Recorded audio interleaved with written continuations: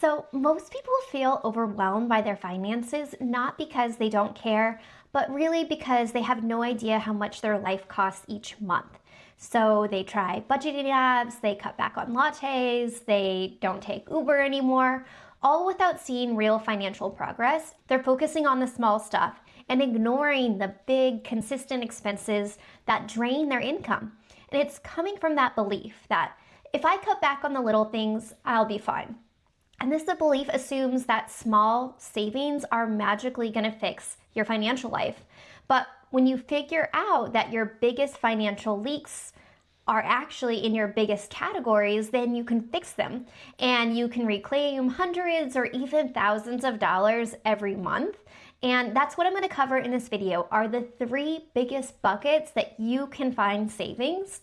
And that spending that you promise that you track for yourself, this is where you can review and see if this holds true for yourself too. But if you ignore them, you're gonna keep feeling broke, and no matter how many budget hacks that you try, that financial stress isn't gonna go anywhere. So let's get started. And I want you to be able to answer, how much does my lifestyle cost me each month? Let's start with the biggest lever that most people overlook, and that's housing. So if your rent or your mortgage is eating up more than 30% of your take-home pay, this is what is preventing your budget from really working for you. So a lot of people will settle with a sticker price listed online or assume that there's no room for negotiation, and that's just not true. When I was in my 20s, I rented off season from the major lease cycles in my area, and that gave me leverage. So I was comfortable living in a small, outdated studio because I was spending a lot of time outside of my apartment anyways when I was in my 20s. And this was saving me like $1,200 a month compared to my friends who are in newer luxury apartments, and that adds up to $14,000 a year. That's huge, especially in your 20s. So most complexes want to fill up units fast, and if you show up during that lull, they'll offer you perks like free rent for a few weeks or lower deposits. So use that to your advantage. And the trick is not waiting until your lease is ending to think about this. If you're overpaying right now, plan your next move early. Set a reminder like 90 days before your lease is going to end, and then start scouting out in person. You don't need to sacrifice safety or comfort to cut housing costs, but you do need to get a little bit scrappy. And knowing and targeting better housing costs is going to keep more of your paycheck in your pocket without changing your lifestyle at all. So this is one of the biggest things I did in my 20s to pay off 6-figure debt, which then gave me the momentum to become a millionaire in my 30s and then retire at 37. So the decisions that you're making right now are really compounding in the future. So think about it. What is one major expense that you've reduced without sacrificing the quality in your life? Now let's shift to the second budget killer, which is credit card debt. So how do you decide whether to aggressively pay off debt or invest? Here's where you get stuck. It's this belief that as long as I'm making my payments on time, I'm doing just fine. But being on time with your payments is important. People underestimate how fast interest on debt actually snowballs. A minimum payment might feel harmless, but it actually traps you into years of payments and thousands of dollars lost in interest. A $10,000 credit card balance with 17.99% rate on it.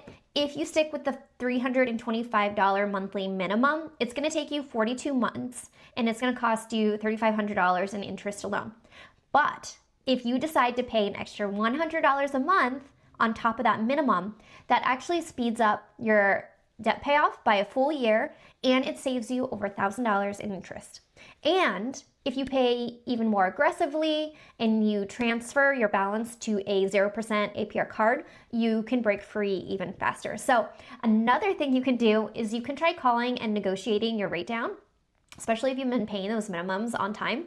It might feel uncomfortable, but a few minutes of awkwardness can save you thousands, and that's definitely worth it. So waiting to deal with debt is only going to make it worse. It's not about blaming yourself for getting into debt. Most people actually deal with debt, so you're just like everybody else when it comes to debt. But it's really about getting serious about getting out. So picking one debt to attack, especially the high interest rate credit cards, that can save you so much more money than couponing and cutting subscriptions. Let's look at your third biggest opportunity, which is fixed monthly expenses, because this is where a lot of hidden leaks are. Most people are thinking, well, my fixed costs are my fixed costs, I need them. And that's true. Many fixed costs are essentials, but like Wi-Fi, phone plans, car insurance, these costs are quietly eating away at your income every month, and most people are not questioning them. You set it up once and then you forget about it. But when you dig in, you usually find that you're actually overpaying by like $50 to $200 a month. So there's a lot of savings in these buckets. Like switching from an overpriced phone plan to Mint Mobile drops your bill to $30. And who knows, maybe you're paying like $150 for that with your current carrier. And you don't need to be a customer service warrior to do this. Like sometimes just calling and saying you're going to cancel, they give you a better offer and a better plan than what you have now. And this applies to car insurance. So like get quotes from competing carriers. This can reveal big savings. If you stick with the same one for years, oftentimes those prices just keep hiking up and there's better offers out there. So you don't need to cancel your gym. You don't need to stop getting haircuts or ditch your dog's daycare to make your budget work. Start with tracking your spending to see what are the largest repeat charges that are adding up in the background. Optimize your largest expenses is going to give you the breathing room that builds momentum to tackle the rest. So, question for you. What is one change that you are making to increase your savings? Key takeaways are that fixing the big leaks, reducing your housing costs, your debt, your fixed monthly bills, this is going to give you your budget back without giving up lifestyle. So if you're on a journey to paying off debt and saving your first $100,000 and you don't have a plan in place to do this yet, please join my free 7-day savings challenge on School. This is where you're going to get the foolproof budgeting system to reach your financial goals. It's linked below. And if this helped you simplify your path to building wealth, hit that subscribe button and I'll see you in the next video.